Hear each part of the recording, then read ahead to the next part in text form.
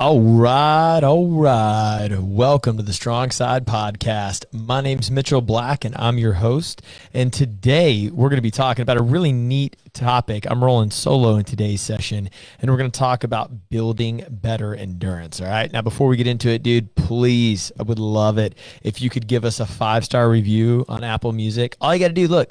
All you got to do is just scroll down. I mean, you don't even got to really go anywhere. There's literally 5 stars right below the title of this video and then or podcast, and you just hit 5 stars. Would really appreciate it. All right. So hope we're bringing you guys some good content. I would love for you to comment in here as well. If you comment, then we can answer your questions. It helps us provide more information to you. Today, you're going to get a whole live experience. We got a bunch of busyness going on in the gym. We got some trainers working with clients behind me, a couple meetings and stuff going on, so I couldn't make it completely quiet. So we're just going to hear a whole lot of energy the whole time. Just, I talk fast, just listen fast, and we'll have a good day. All right, so here's what I want to talk to you about. I want to talk to you about how to build better endurance. That's going to be our main topic. And I think that it's going to be pretty interesting to talk about that concept of building better endurance, because when I say that, I'm not just saying run a marathon. When I say build better endurance, I'm not just talking about you need to be able to ride a bike for this long, or you need to be able to do 6 Murphs in a row or something. That's not what I'm saying. We're going to talk about what that actually means and what building better endurance looks like. All right. So there's 2 types of endurance. All right. And first off, there's 3 different types of muscles. So there's type 1 muscle fibers, type 2A muscle fibers, and type 2B muscle fibers. And you don't have to remember that. It's called endomorph, mesomorph, and ectomorph, and blah, blah, blah, right? But basically, different people's bodies respond well to different activities. How come, like me, I can eat an extra large pizza and go run a marathon? All right. I'm not concerned about that at all. I'm not going to be a football player. I mean, I can want to play football all day long, but it's not going to happen.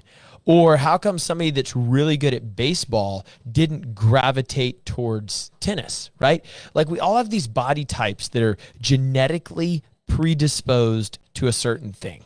And you could make the argument that people are biased towards what they're good at, and they naturally fall in those categories.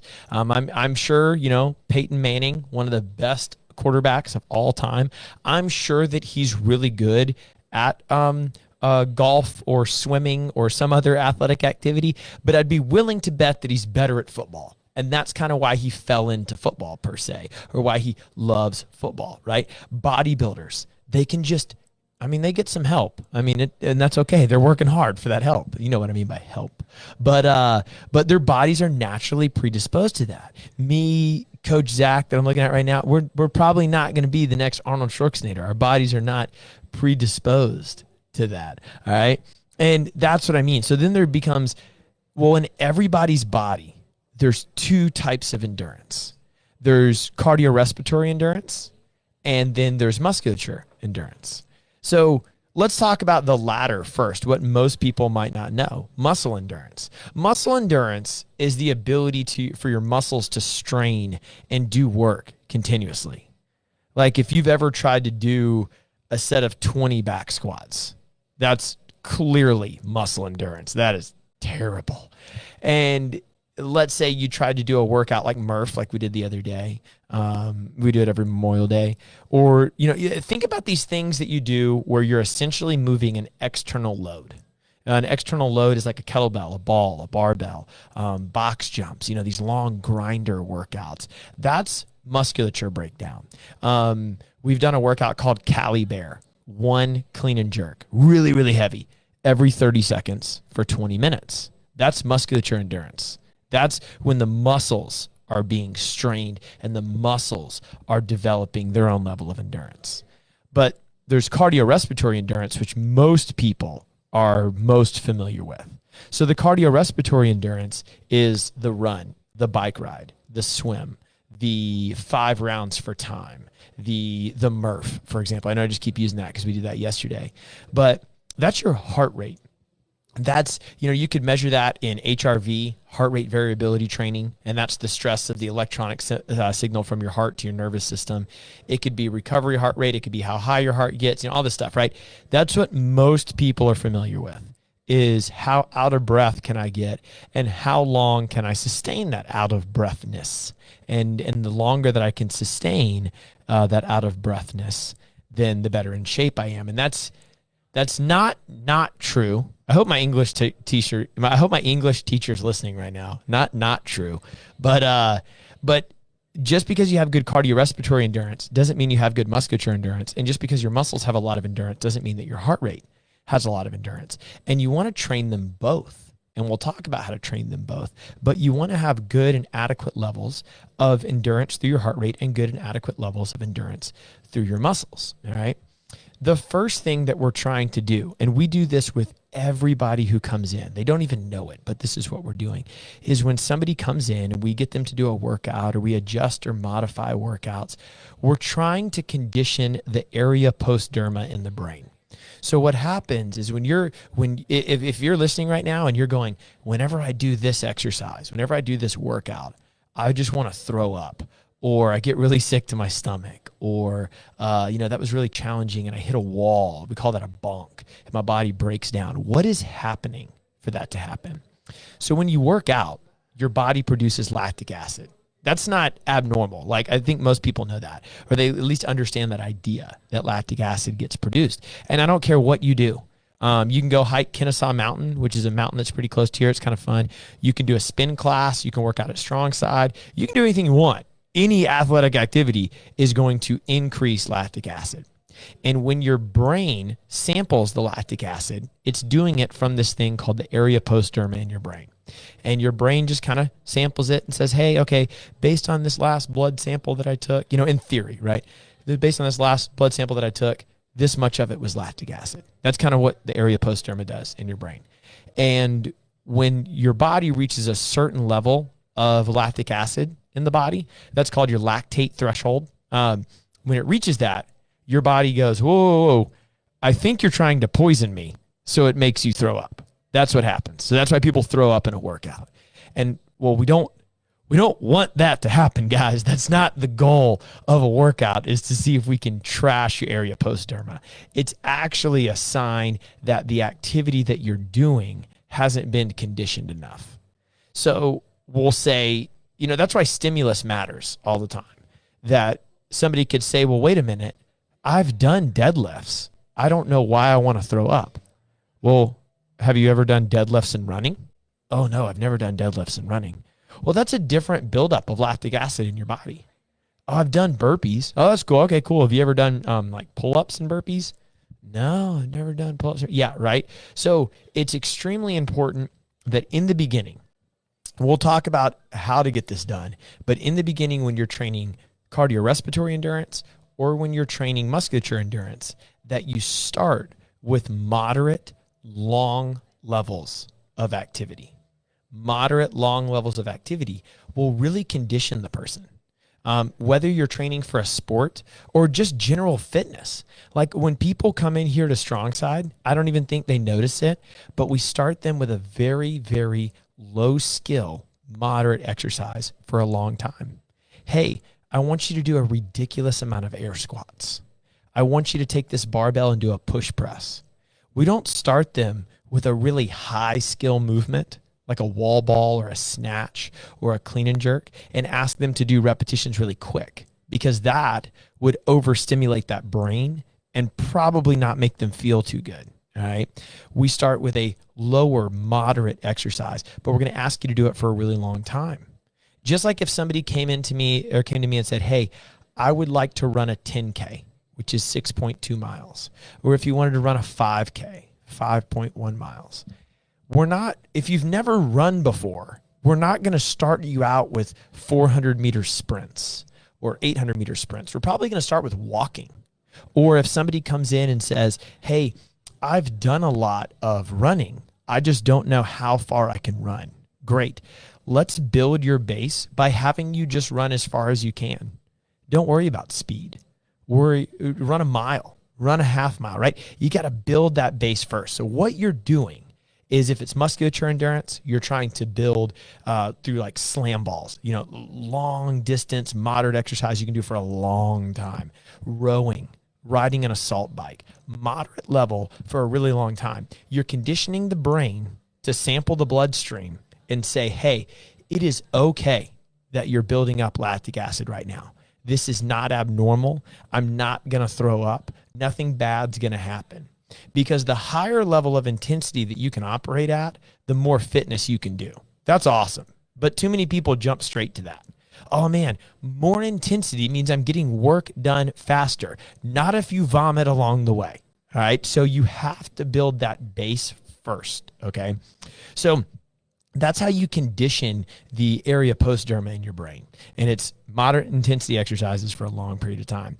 There's 3 cycles or 3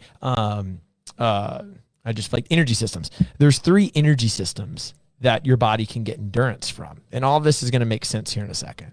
Is those 3 energy systems are ATP, or adenosine triphosphate, your glycolytic pathway, and your oxidative pathway. So that's just basically 3 different ways of how your body gets energy.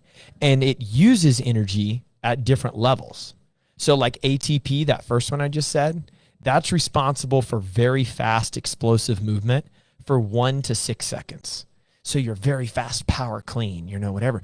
And that's cool for 1, but what happens when you do grace and you do 30, right? You're crossing over into a different stimulus. So you're probably going into your glycolytic pathway. So ATP is extremely fast, extremely explosive, a box jump, max height, 1 rep max back squat, all that. You need to condition that. You need to train it.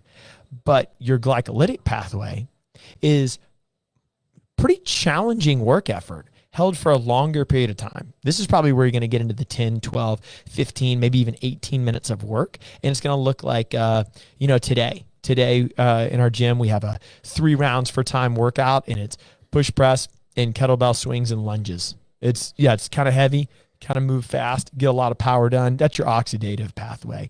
I'm sorry, your glycolytic pathway. And oxidative is your LSD, or your long, slow distance cardio. That's going to be your best bet. And that's where you're going to be able to settle into a good rhythm and hold that for an extended period of time. All right. So that's your 3 different pathways. And you want to train them as you're working on them. You need specific time to get better at them. So it's hard mixing them. And it's hard mixing them because what you're really trying to do is to get your heart to expand. And when you mix them, and you say, hey, I'm going to only get my cardiorespiratory endurance from, sets of 20 back squat or something like that, it's inhibiting your body's ability to stretch the heart, to put good stress on it. Versus if you said, I'm going to run for a long period of time, you would be able to stretch the heart. You would be able to absorb more blood into it and get more blood in, pump it back out, and you would increase your baseline aerobic endurance. So what that means is you want to go through cycles of training. And that's what we do a lot at Strong Side, is you'll notice that we'll say, like this weekend or starting in June, we're spending a lot of time on the deadlift, the strict press, the back squat, and the squat clean. And we picked 4 movements, so we're going to be able to train those under load or time under tension. Last month in May, we were doing like Murph prep Mondays to get ready for Murph. We spent a little bit more time conditioning the aerobic system. I'm not saying you need to create a biased program where it's only good at that one thing. That's definitely not what we want to do. But if you want to get a pull-up, if you want to get you name it, whatever the thing is, if you want to do that, then you're going to have to spend a little bit of time working on it to be able to do it. And that's what we want to accomplish here. And you're actually better off building your base with those moderate exercises, because if you can do something like a running and slam ball workout, you'll have way more endurance and stamina than really just doing a lot of heavy back squats. So the heart becomes healthier. Because your heart's a muscle just like the rest of your body is a muscle, but it's a different type of muscle. And that's what's really interesting. Because if you think of I'll give you an example. Think of your biceps. You start doing bicep curls, right? What happens? The bicep gets larger. It gets larger, gets leaner. You can see your veins, your arms start looking a little bit different. How come your calves don't get bigger when you do calf raises? How come you do a bunch of sit-ups, but your abs don't get bigger? How come you can run for a long time, but your heart doesn't get bigger? It does a little bit, but not to the size of your legs when you do back squats or your butt when you do deadlifts, right? Clearly, these muscles are different. They're different types of muscle fibers. Just like how come you do 10 or 12 bicep curls or 12 or 15 bench press and you're exhausted. You're so tired. But your heart pumps 60, 70 beats a minute, 24 hours a day for 90 years, and it's okay. You don't need a break from breathing, but your lungs are muscles, right? So those type of muscle tissues are myocardial muscle tissues, and that means they have more mitochondria than the other cells or other muscle cells throughout your body. They can get more work done. They can squeeze and contract and pump for a longer period of time. So they respond a lot better to high volume work. They don't respond really well to low volumes of work, meaning I'm going to go get out of breath for 5 minutes today and that's all I'm going to do. Probably not. It's probably like I'm going to go get out of breath for 25 minutes, 35 minutes today. And that's what we're trying to accomplish. So you're able to build more of a base when you do that. When you go to build your base, whether that's cardiorespiratory endurance, muscular endurance, you want to think about going big first. You want to go big and then break it down. I would encourage you to go for a lot of volume. Now, always remember that first principle that I talked about, that you want consistent effort in your volume. So what I'm not saying is go do 3 workouts a day. I'm not saying go run till your head falls off. What I'm saying is pick a moderate activity. You know, you can do all the hard rowing intervals you want, but if you're brand new to rowing, how about you just sit your butt on a rower and you row 3,000 meters or 5,000 meters? Or you just come in and you do a moderate amount of weight on the back squat and you just do it a whole bunch of times. You get really comfortable with the deal and you start building your layers and you start building your base. I would go really large first, moderate exercise, long period of time. All right. And I would encourage you to go up and then back down. Too often people go up and they never come down. Well, when you go up, like I'm going to squat more each week. I'm going to run a mile farther each week. I'm going to attend a little bit more of a class each week. You know, whatever the thing is, your chance of injury and your run rate is just higher and higher and higher the entire time. What you want to do is go up for a little bit and then come down for a little bit. We call that deloading. So like when I make people's endurance training programs, like if they're going to run a marathon or whatever, it's 2 weeks up, 1 week down. Run 5 miles, run 6 miles, then run 5 miles. Then run 6 miles, run 7 miles, run 6 miles. Run 7 miles, run 8 miles, run 7 miles. It's 2 up, 1 down. Now, every couple of weeks, we'll do like a massive deload, but you're going 2 up and 1 down. Just like we'll do deload weeks here in the gym.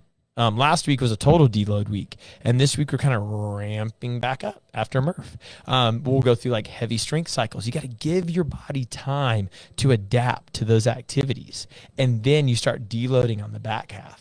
And that's a lot where program design comes into play. But when we talk about this idea of building baseline endurance, what that baseline endurance means is that there's 2 types of endurance. There's cardiorespiratory endurance, which is your heart rate. And then there's the muscular endurance, which is how long your muscles can go. And then what you're trying to do along with that is you're trying to get your brain to communicate with your body and understand the different levels of stress. The different levels of stress from high stress, short recovery, to mild stress, no recovery, longer period of time. You need different stimuluses inside those 3 metabolic pathways that I talked about. Something short, something long, something in between, something heavy, something light. You're trying to have a constant mix because wherever that gap is, there's a gap in your base and it shows an exposure in your fitness. You know, we've all had that funny joke. You know, you work out all the time, then you walk up a flight of stairs and you're winded and you're like, dude, I thought I was so fit, right? That's what you're trying to avoid. You're trying to avoid that break or that gap there to live in those 3 metabolic pathways. I would encourage you to go big. And by go big, I mean time of a moderate exercise.